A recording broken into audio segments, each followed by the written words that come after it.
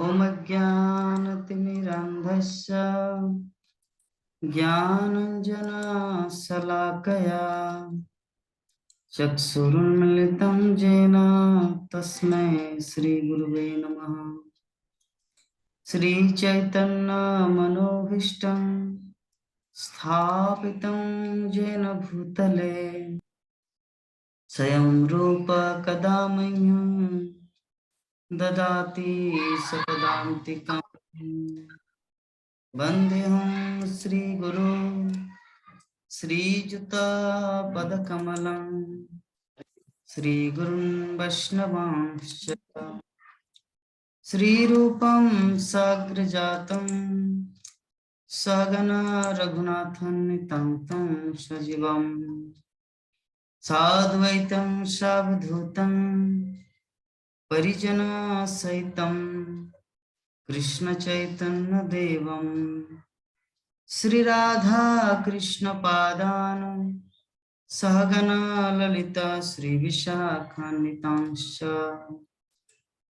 नमो विष्णुपादाय कृष्णपृष्ठाय भूतले श्रीमते भक्तिवेदांत स्वामी नामिने नमस्ते सरस्वती देवे गौरवाणी प्रचारिणे निर्विशेष शून्यवादी पाश्चात्य देशतारिणे हे कृष्ण करुणा सिंधु दीनबंधु जगतपते गोपेश गोपिका कांत राधा कांत नमस्ते तप्त कांचन गौरांगी राधे वृंदावनेश्वरी वृषभानुसुते देवी प्रणमामि हरिप्रिये वाञ्छाकल्पतरुभ्यश्च कृपा सिन्धुभ्येव च पतितानां पावनेभ्यो वैष्णवेभ्यो नमो नमः।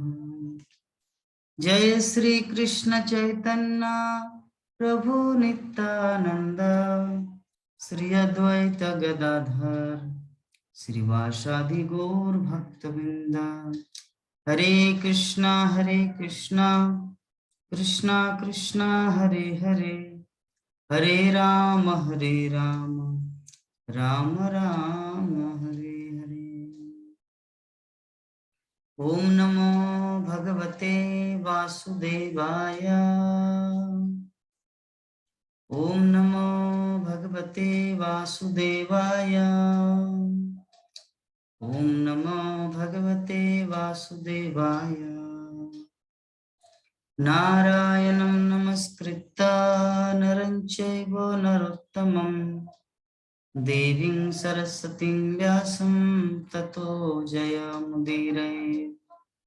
नष्टप्रायेषु अभद्रेषु नित्यं भागवत सेवया भगवती उत्तम श्लोके भक्तिर्भवति नैष्टिकी। मुखं करति वाचालं पंगुलं ते गिरिं यत्कृपात्मं वन्दे श्रीगुरुन् दिनतारिणम्। परमानन्दमाधवं श्रीचैतन्यस्य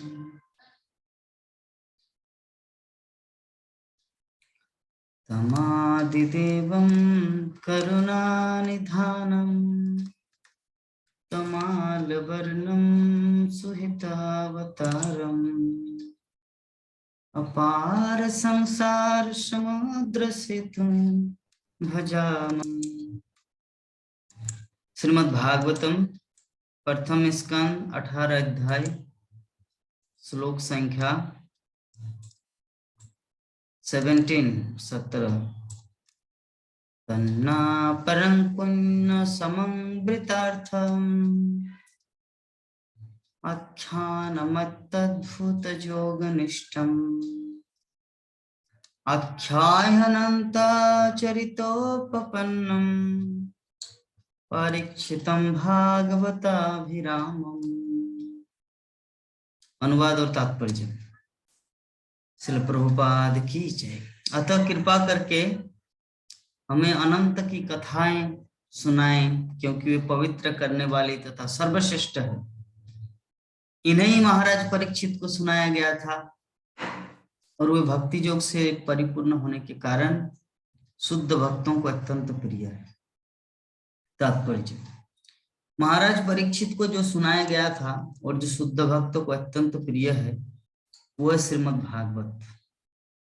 श्रीमद् भागवत मुख्यतः परम अनंत के कार्यकलापों की कथाओं से पूर्ण है। अतएव ये भक्ति योग अर्थात भगवान की भक्तिमय सेवा का विज्ञान है। इस प्रकार यह यहाँ पर यह पर अर्थात सर्वोपरि है, क्योंकि समस्त ज्ञान तथा धर्म से समृद्ध होने पर भी यह भगवान की भक्तिमय सेवा में विशेष रूप से समृद्ध है। तो यहाँ पर हम लोग देख रहे श्रीमद् भागवतम के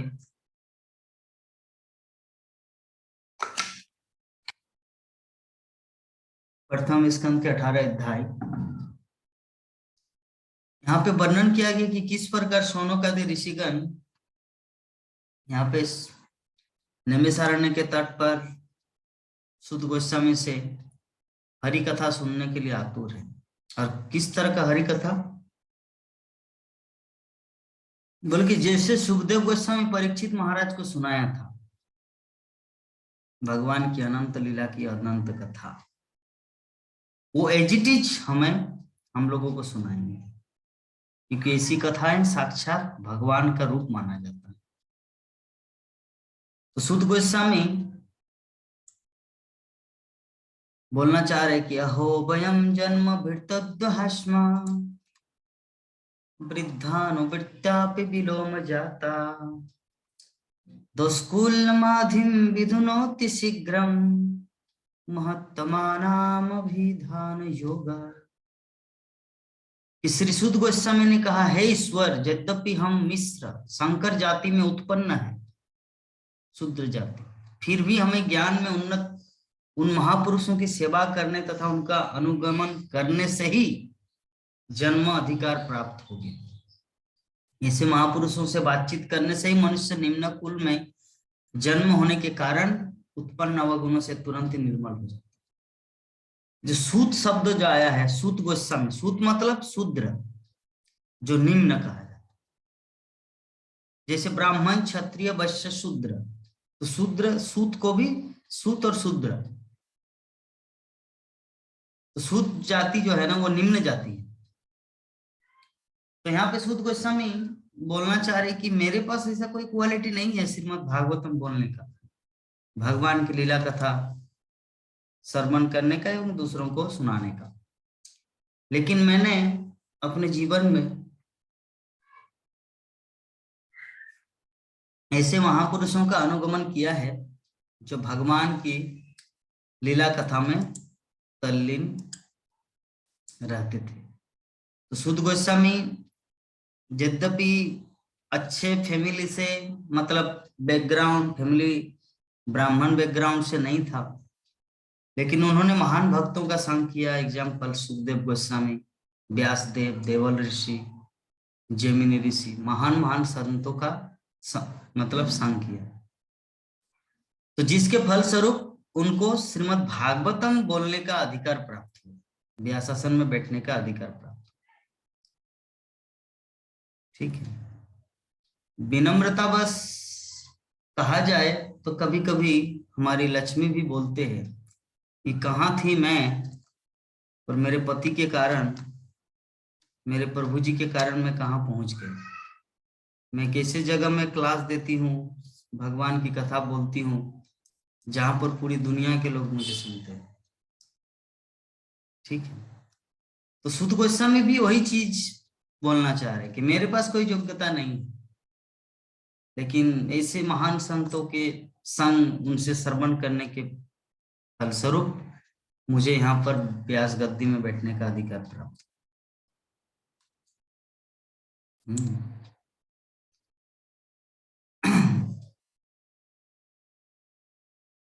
तो निम्न कुल में जन्म होने की उनकी अयोग्यता मिट चुकी थी। इनका शुद्ध गोस्वामी का। क्यों? क्योंकि उन्होंने महापुरुषों का संग किया था, सुखदेव गोस्वामी का। तो भगवान श्री चैतन्य महाप्रभु वैदिक प्रथाओं का पालन करने में इसी सिद्धांत का पालन करते थे और अपनी दिव्य संगति से उन्होंने अनेक निम्न कुल में जन्मे या जन्म अथवा कर्म से अयोग्य ठहराने वाले व्यक्तियों को भी भक्ति का पद दिलाया और उन्हें आचार्य या अधिकार पद पर स्थापित किया। श्रील हरिदास ठाकुर, हरिदास ठाकुर कौन थे? हरिदास ठाकुर थे मुसलमान, निम्न जाति म्लेच्छ जाति के, लेकिन चैतन्य महाप्रभु ने हरिदास ठाकुर को क्या उपाधि दिया? नामाचार्य, नाम के आचार्य। अर्थात ये जो हम लोग हरे कृष्ण महामंत्र जप करते हैं, ये जो माला में हरे कृष्ण महामंत्र जप करते हैं, तो सबका जैसे इस्कॉन का आचार्य कौन है? फाउंडर आचार्य श्रील प्रभुपाद। उसी प्रकार इस धरती में, इस कलि युग में जो हरिनाम का जो मुख्य कर्ता धर्ता हरता कौन? श्री चैतन्य महाप्रभु ने हरिदास ठाकुर को उसका आचार्य बना दिया। ठीक है, हरिदास ठाकुर को आचार्य बना दिया। तो हरिदास ठाकुर निम्न कुल में जन्मा था, फिर भी भगवान श्री चैतन्य महाप्रभु उनको ये फैसिलिटी प्राप्त की। तो हम सब भी उसी कैटेगरी में आते हैं। हमारा क्या है? शूद्र से भी बदतर है हम लोग, अगर देखा जाए तो। कास्ट से नहीं, कर्म से। कर्म से व्यक्ति शूद्र होता है। हमारा मन तो ऐसे ही बहुत मलिन रहता है। अच्छा, शुद्ध मन क्या? सब समय 24 घंटा हम लोग दूसरों के भलाई के बारे में चिंता कर पाते हैं? इतना स्वार्थी मन है। किस टाइम क्या क्या लोभ, लालच, दूसरों को ठगने की प्रवृत्ति, कितना कुछ ऑटोमेटिकली आ जाते हैं। तो थोड़ा बहुत कुछ भक्ति के प्रभाव से 1 घंटा आधा घंटा सच्चा मन हो जाता है कि हाँ भाई भक्ति करना चाहिए, लोगों के पास ये कृष्ण भक्ति नहीं है, उनको भी देना चाहिए। ऐसा मेंटेलिटी आता है, लेकिन कुछ क्षण के लिए, ऑल टाइम नहीं रहता। तो इसका मतलब दैट मीन्स हम लोग बहुत ही गिरे हुए हैं। महान पुरुष किसे कहा जाता है? महान, महान मतलब जिसका हृदय महान हो, जो जगत के बारे में चिंता करते हो ऑलवेज। इसलिए प्रभुपाद चिंता किया था, इसीलिए प्रभुपाद आचार्य बन गए। हरिदास ठाकुर जप नहीं करते थे, वो जोर जोर से बोलते थे। उनका ऐसे जैसे हम लोग कभी कभी मन ही मन जप करते हैं ना, किसी से बात भी कर रहे माला चल, लेकिन श्रील हरिदास ठाकुर ऐसा नहीं करते थे, क्योंकि उनकी इच्छा अगर मैं जोर जोर से बोलूं तो जितना सारा टिकटिकी, आपका कीड़ा मकोड़ा सब कुछ उद्धार हो जाएंगे उस जप के प्रभाव से। तो उनका चिंताधारा कितना महान था। महान पुरुष कोई ऐसे ही नहीं बनता है, उनका आचरण महान होता है, इसीलिए वो महान बनते हैं। ठीक है, लेकिन हमारा मन जो है, यद्यपि फीलिंग आता है कभी कभी महानता का, लेकिन ये टिका नहीं रहता ऑलवेज 24 घंटा। कुछ क्षण के लिए आता है, 10 मिनट, 15 मिनट, 1 घंटा, आधा घंटा, और वो भी कंटिन्यू 1 घंटा नहीं, 1 मिनट के लिए आया, 1 मिनट के लिए आया, फिर दूसरे ही क्षण गायब हो गया। तो ये है हमारे कलियुग के जीवों की दशा। ठीक है। तो चैतन्य महाप्रभु स्पष्ट कहते हैं, किबा विप्रो किबा न्यासी शूद्र केने नय, जय कृष्ण तत्व बेता से गुरु है। चैतन्य चरितामृत में चैतन्य महाप्रभु कहते हैं, कोई चाहे विप्र हो, कोई चाहे सन्यासी हो, कोई चाहे शूद्र हो, कोई चाहे ब्राह्मण है, कोई चाहे कुछ भी हो, जो भी कृष्ण तत्व विज्ञान को जानता है से ही गुरु होय। मतलब जो भी व्यक्ति कृष्ण तत्व विज्ञान को समझ लेता है या जानता है, वो अजन्म, वो कितना ही निम्न कुल के क्यों हो, उसको परम पद में अधिष्ठित मानना चाहिए। क्यों? क्योंकि कृष्ण है परम, और वो व्यक्ति उस परम तत्व को अपने हृदय में धारण करके रखे, तो जिसके कारण वो, जैसे एक दूसरा एग्जाम्पल देते हैं। क्या एग्जाम्पल दे? बॉलीवुड फिल्म स्टार, कोई एक हीरोइन का उदाहरण। एक भिखारिनी जो भीख मांग के अपना जीवन यापन करते हैं, उनको अगर आप 5,000 रुपये का भी साड़ी पहना देंगे ना, तो फिर भी उनका उतना गर्जियस, जिसे बोलते हैं अट्रैक्टेड, लोग उनके प्रति नहीं होंगे। और जो फिल्मों की जो हीरोइन होते हैं उनको एक फटा भी कपड़ा दे दे फिर भी लोग उनके प्रति अट्रैक्टेड होंगे। क्यों? क्योंकि उनके अंदर वो पर्सनालिटी है, कपड़े में पर्सनालिटी नहीं है। उनके अंदर खुद का ही पर्सनालिटी है जिसके कारण लोग उनके प्रति अट्रैक्टेड होते हैं, उनको लोग जानते हैं। उसी प्रकार में भी वो जो कपड़ा की तुलना, वो फटे हुए कपड़ा की तुलना हमारे शरीर से किया जा सकता है, शूद्र हो या जो भी हो, निम्न कुल का क्यों ना हो। और पर्सनालिटी की तुलना हमारे हृदय में कृष्ण तत्व विज्ञान का। अगर हमारे पास कृष्ण तत्व विज्ञान के बारे में फिलोसॉफी पता है तो हम लोग किसी भी तरह का व्यक्ति क्यों ना हो वो उसका काम करेगा। तो इसीलिए चैतन्य महाप्रभु बोलते कोई चाहे ब्राह्मण हो, कोई चाहे शूद्र हो, कोई चाहे कुछ भी हो, अगर वो कृष्ण तत्व विज्ञान को जानते हैं तो गुरु बनने के अधिकारी है, सही गुरु हो। इसीलिए श्रील प्रभुपाद जो international society for Krishna consciousness, ये जो इस्कॉन इस्टेब्लिश किया, किसी को इस भाव से ये नहीं करता कि तुम ब्राह्मण हो, मिश्रा, पांडे, शर्मा, आओ दीक्षा देंगे, ऐसा नहीं। प्रभुपाद सबको दीक्षा देते थे। क्यों? क्योंकि हरि नाम जो करते वही अधिकारी है दीक्षा पाने। तो हमारे इस्कॉन में क्रिश्चियन भी है, मुस्लिम भी है, विभिन्न कास्ट के लोग हैं, लेकिन सबका सम्मान किया जाता है। क्यों? क्योंकि मूल रूप से उनकी योग्यता है वो हरि नाम करता है। जो व्यक्ति हरि नाम करेगा वही व्यक्ति भगवान को प्राप्त करने के अधिकारी बनेंगे। तो सुद गोस्वामी ने सुखदेव गोस्वामी तथा व्यासदेव जैसे महर्षियों तथा महापुरुषों से कृष्ण का विज्ञान सीखा था, और वे इतने सुयोग्य थे कि नैमिषारण्य के मुनि भी उनसे श्रीमद् भागवत के रूप में कृष्ण का विज्ञान उत्सुकता से सुनना चाह रहे थे। इस प्रकार श्रवण करने तथा उपदेश देने द्वारा उन्हें महापुरुषों की दोहरी संगति प्राप्त हुई थी। पहला, सुत गोस्वामी जब सुखदेव गोस्वामी परीक्षित महाराज को भागवत कथा सुना रहे थे उस समय भी वो उपस्थित थे, महापुरुषों का संग प्राप्त कर रहे थे। और अभी जो नैमिषारण्य के तट पर शौनक आदि 88,000 ऋषि मुनियों को सुना रहे हैं, कौन सी कथा सुना रहे? अपने मन की बात नहीं, जो कथा वो परीक्षित महाराज के साथ सुने थे वही कथा यहाँ पे प्रेजेंट कर रहे। इसलिए वो 2 बार उनका फल मिल रहा है, पहले श्रवण का, अभी कीर्तन का, सुत गोस्वामी का। तो दिव्य ज्ञान विज्ञान जो है या कृष्ण का विज्ञान अधिकारियों से सीखना पड़ता है, मतलब अथॉरिटी से। ये जो अथॉरिटी है हमारे गुरु परंपरा की, जब कोई इस विज्ञान का उपदेश देता है तो वो और भी योग्य बनता जाता है। इस प्रकार सुत गोस्वामी को दोनों लाभ प्राप्त थे, अथवा निम्न कुल में जन्म लेने के समस्त अवगुणों तथा मानसिक क्लेशों से वे पूर्ण रूप से मुक्त थे। ये श्लोक निश्चित रूप से सिद्ध करता है। इसलिए सुखदेव गोस्वामी ने न तो सुत गोस्वामी को निम्न कुल में जन्म लेने से अध्यात्म विज्ञान की शिक्षा देने से इनकार किया, न ही नैमिषारण्य के मुनियों ने उनके उपदेश सुनने से इनकार किया। यहाँ पे साफ साफ श्रील प्रभुपाद वर्णन कर रहे हैं। सुखदेव गोस्वामी जब कथा सुना रहे थे तो उस समय ये विचार नहीं किया कि तुम तो शुद्ध जाति के हो, तुम तो निम्न जाति के, चलो भागो यहाँ से, आपको सुनने का अधिकार नहीं। ना वो उनकी इनकार किया, ना ही यहाँ पे जो ऋषिगण 88,000 ऋषिगण उनसे श्रवण करे वो लोग इनकार किया, अरे तुम तो निम्न जाति की हो, ब्राह्मण थोड़ी हो, चलो यहाँ पे नहीं सुनाना है। ना ये लोग इनकार किया, ना वो लोग इनकार किए।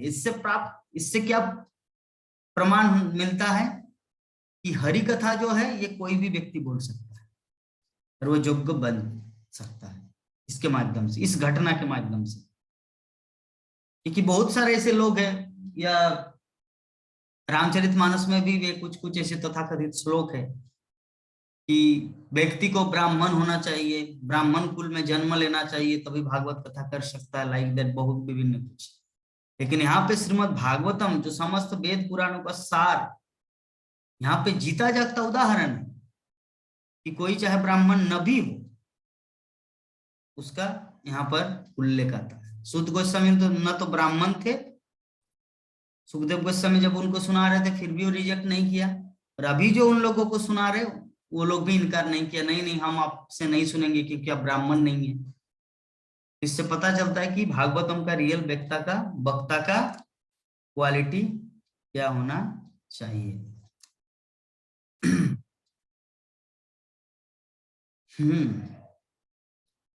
तो हिंदू समाज में हम लोग जानते हैं कि हजारों वर्ष पूर्व निम्न कुल में जन्म होने से किसी को अध्यात्म विज्ञान सीखने या उपदेश देने पर कोई प्रतिबंध न था। पहले प्राचीन काल में हिंदू समाज में तथाकथित जाति प्रथा की कट्टरता पिछले 100 वर्षों में प्रमुख बनी है। ये जो 100-150 साल पहले की ये बात है। जब बोलते कि तुम ब्राह्मण हो, पांडे हो, हाँ भागवत कथा करो, तुम पांडे नहीं हो, तुम शर्मा नहीं हो, चक्रवर्ती नहीं, तुम्हारा कोई अधिकार नहीं। जब द्विजबंधु अर्थात उच्च जाति के कुल में जन्मे अयोग्य मनुष्यों की संख्या बढ़ गई, भगवान श्री चैतन्य महाप्रभु ने मूल वैदिक पद्धति को फिर से जीवित किया और उन्होंने हरिदास ठाकुर को नामाचार्य अर्थात भगवान नाम के कीर्तन की महिमा प्रचार करने वाले अधिकारी का पद प्रदान किया। यद्यपि श्रील हरिदास ठाकुर का जन्म एक मुसलमान परिवार में हुआ था। तो भगवान के शुद्ध भक्तों का ऐसा प्रताप होता है। कृष्ण के जो शुद्ध भक्त है, गंगा जल को शुद्ध माना जाता है और जो कोई गंगा जल में स्नान करता है वो शुद्ध हो जाता है।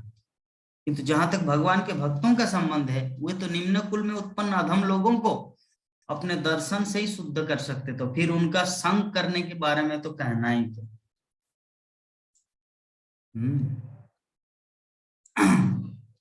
भगवान श्री चैतन्य महाप्रभु के दूषित वातावरण को, भगवान श्री चैतन्य महाप्रभु संसार के दूषित वातावरण को संसार भर में योग्य प्रचारकों को भेजकर शुद्ध बनाना चाहते थे।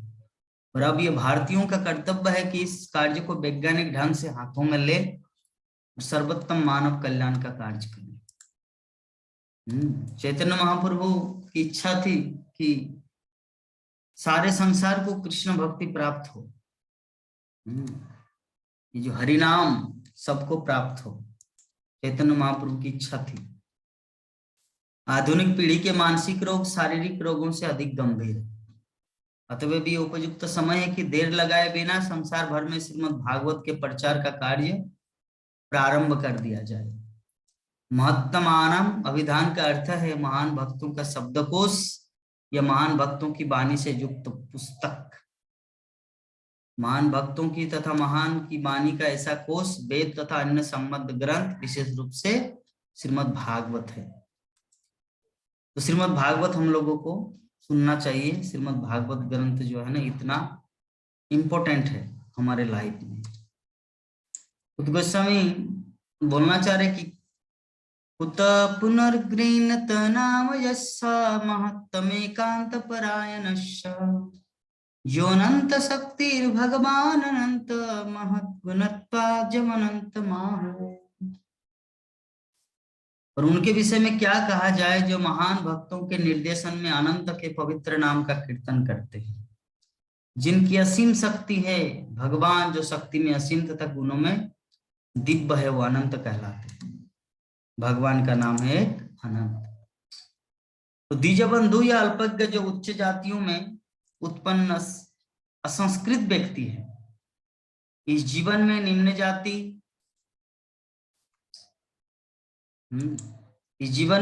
जाति के लोगों के ब्राह्मण बनने के विरुद्ध अनेक दलील देते हैं।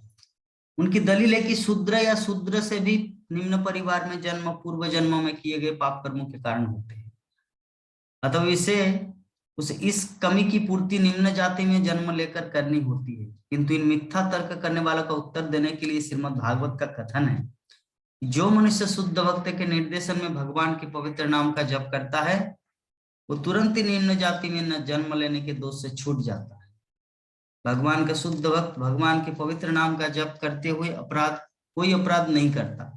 भगवान के नाम जप करने में 10 प्रकार के अपराध होते हैं, किंतु शुद्ध भक्त के निर्देशन में किया गया जप अपराध रहित होता है और भगवान का अपराध रहित जप दिव्य होता है। अतः ऐसा जप पूर्व जन्म के समस्त पापों के प्रभाव को तुरंत दूर कर सकता है। ऐसा अपराध रहित जप यह संकेत देता है कि मनुष्य ने पवित्र नाम की दिव्य प्रकृति को ठीक से समझ लिया है और इस प्रकार भगवान की शरण ले ली है। आध्यात्मिक रूप से भगवान का नाम तथा स्वयं भगवान परम अवस्था में होने के कारण एक है। भगवान का पवित्र नाम भगवान के तुल्य शक्तिमान है। भगवान सर्वशक्तिमान ईश्वरीय व्यक्तित्व है और उनके अनंत नाम है जो उनमें अभिन्न है और उन्हीं के समान शक्तिमान भी है। भगवत गीता के अंत में भगवान बल देकर कहते हैं कि जो भी उनकी शरण में पूर्ण रूप से आता है उसकी समस्त पापों से रक्षा की जाती है। भगवान श्री कृष्ण जो है और उनका जो नाम, इसमें कोई डिफरेंस नहीं है। हम लोग डिफरेंस कर रहे क्योंकि हम लोग मूर्ख है। जैसे एक एग्जांपल, एक व्यक्ति सारा जीवन भर बिजनेस किया, सब्जी बेचा, पैसा लेके सब्जी बेची, तो एक व्यक्ति आया टमाटर खरीदे और उनके पास पैसा नहीं है, टमाटर है 50 रुपया किलो, ठीक है। तो बोले कि पैसा दीजिए, बोले कि मेरे पास पैसा नहीं, मैं आपको चेक दे देता हूँ 1000 रुपये। मेरे पास करोड़ों करोड़ों की संपत्ति है क्योंकि मैं यूके में रहता हूँ, लंदन में, तो 50 रुपया क्या मैं आपको इससे ज्यादा दे रहा हूँ, 1000 रुपये का नोट एक चेक काट दिया। तो अभी सब्जी वाला बोल रहे कि क्या ऐसे करते, मुझे 50 रुपये दीजिए। तो अभी 50 रुपये के लिए रो रहे हैं, लेकिन उनको मिला क्या, 1000 रुपये का चेक। तो अगर थोड़ा बुद्धिमान होते तब वो 50 रुपये की जगह 950 रुपये एक्स्ट्रा मिला, लेकिन वो उसमें संतुष्ट नहीं। क्यों? क्योंकि उनके पास ज्ञान नहीं, इंटेलिजेंस नहीं है, बुद्धि नहीं है। उसी प्रकार ये जो हरि नाम है ना, जिसे भगवान प्राचीन काल में आए थे, द्वापर युग में आए थे, त्रेता युग में राम बन के आए थे, कुछ दिन पहले चैतन्य महाप्रभु के रूप में आए थे 500 वर्ष पूर्व। तो अभी भी भगवान हमारे साथ है। किस रूप में? हरे कृष्णा कृष्णा कृष्णा हरे हरे, हरे राम राम राम हरे हरे। भगवान पूर्ण होने के नाते वो कुछ भी कर सकते हैं। जैसे अभी अगर बोले कि जगन्नाथ प्रभु आप मायापुर में, अभी आप मुंबई में नहीं रह सकते, ये मेरे लिए प्रॉब्लम हो सकता है। लेकिन अगर मैं मुंबई के, मान लीजिए कहीं पर एक मीटिंग हो रहा है, तो वहां पर मैं फोन करके अपनी सभी बातें वहां पे बोल दूं, तब तो एक ही काम है ना, मेरी वाणी हो या मैं हूं। एक दूसरा एग्जांपल, मान लीजिए कहीं पर एक फैसला सुनाया जा रहा है तो राष्ट्रपति का मत जानना है। धनबाद में एक फैसला सुनाया जाएगा तो राष्ट्रपति रहते दिल्ली में, तो राष्ट्रपति फोन करके बोल दिया कि ठीक है, उनको 20 साल के लिए जेल में डाल दो, फोन करके बोल दिया। तो सेम थिंग, एक ही पावर है, चाहे वो उसको धनबाद में आना ही पड़ेगा ऐसा कोई जरूरी नहीं, उनका वर्ड्स ही काफी है। तो साधारण एक, जब राष्ट्रपति प्रधानमंत्री के लिए इतना महत्वपूर्ण है वर्ड्स, तो भगवान के लिए क्या हो सकता है। तो उसी प्रकार भगवान का जो नाम है हरे कृष्ण महामंत्र, साक्षात भगवान। जैसे भगवान उस समय जो फल मिलता था भक्तों को कृष्ण को दर्शन करने से, डीलिंग आदान प्रदान, वही डीलिंग वही आदान प्रदान हम लोग को अब मिलेगा अगर हम लोग हरि नाम को शुद्ध भाव से करें।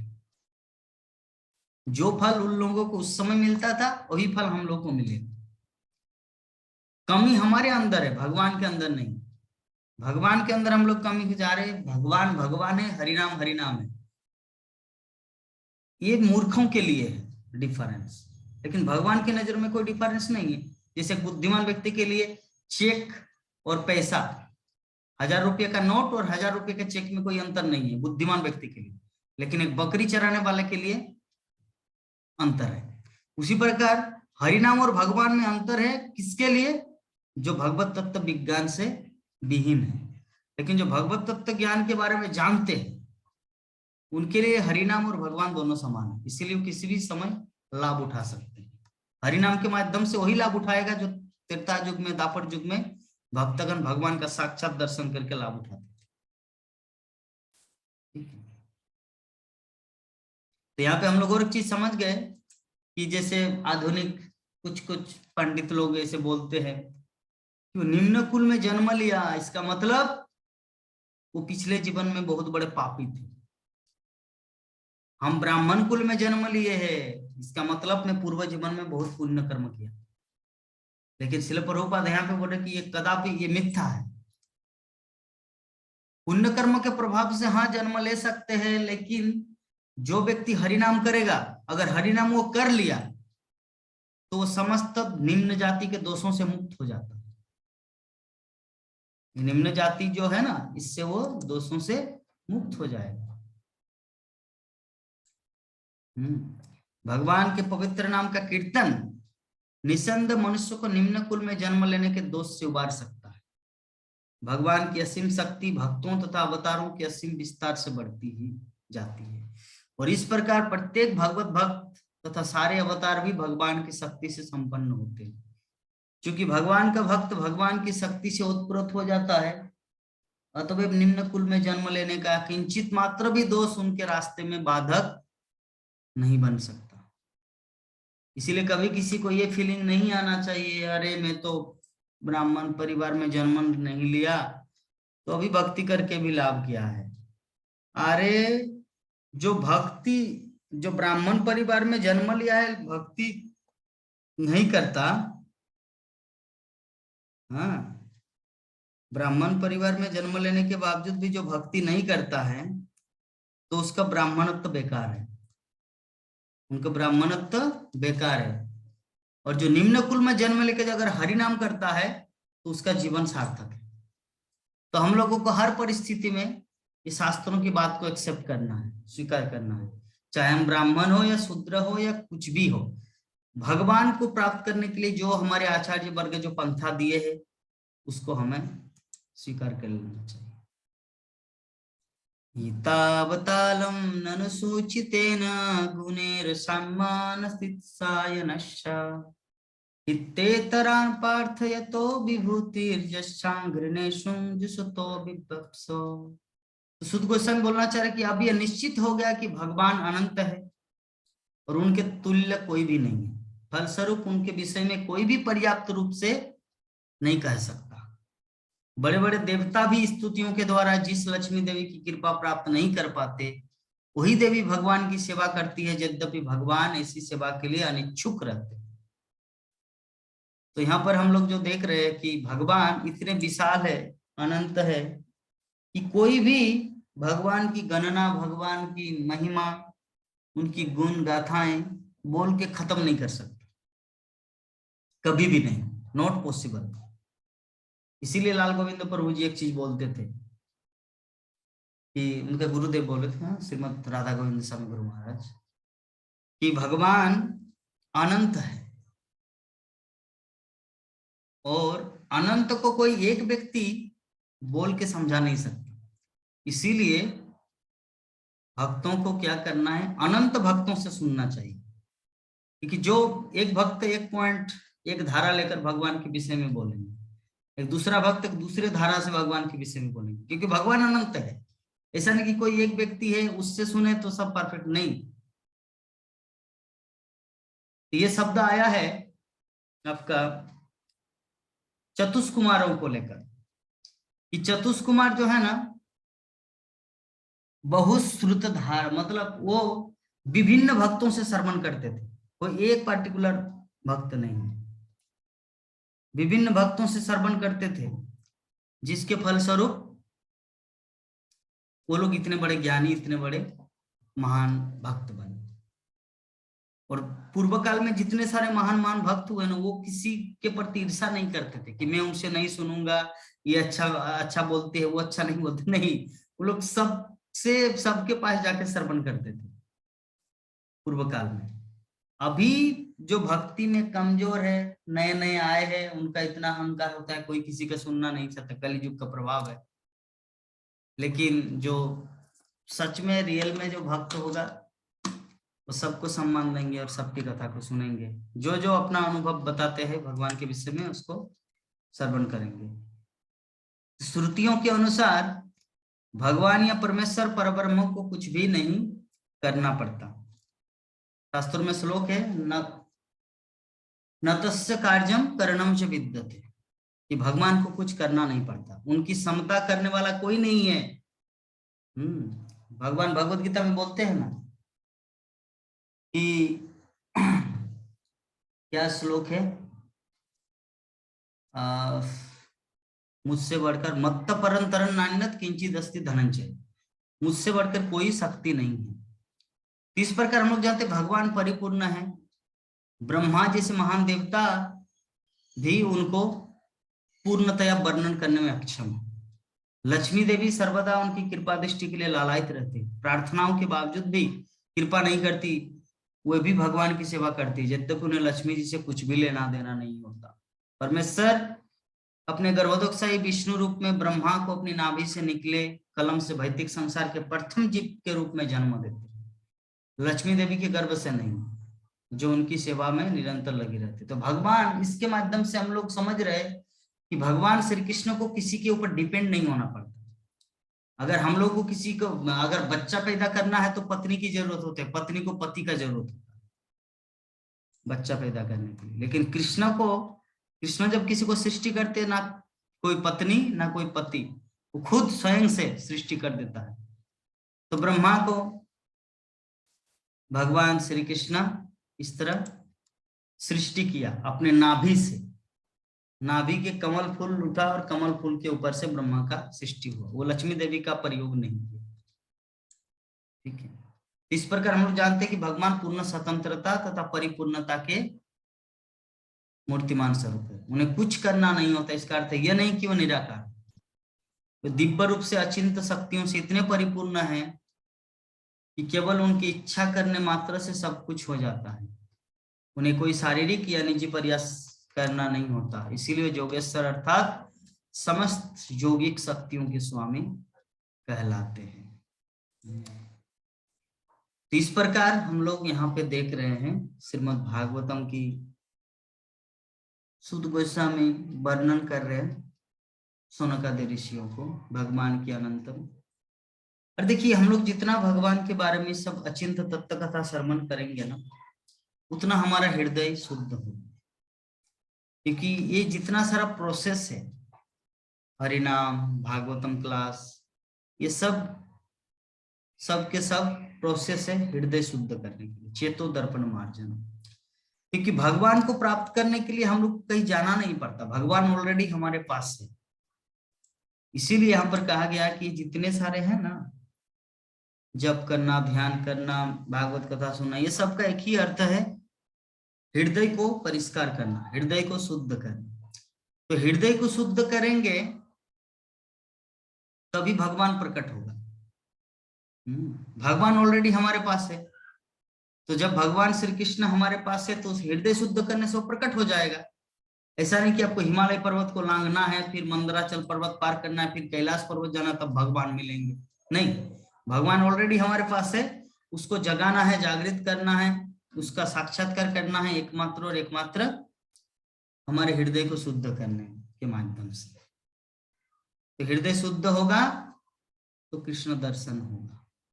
तो यही था आज का हमारा ये क्लास का सारांश। इस रिलेटेड अगर कुछ क्वेश्चन हो तो पूछ सकते हैं। माता जी बहुत दिन बाद आए हैं।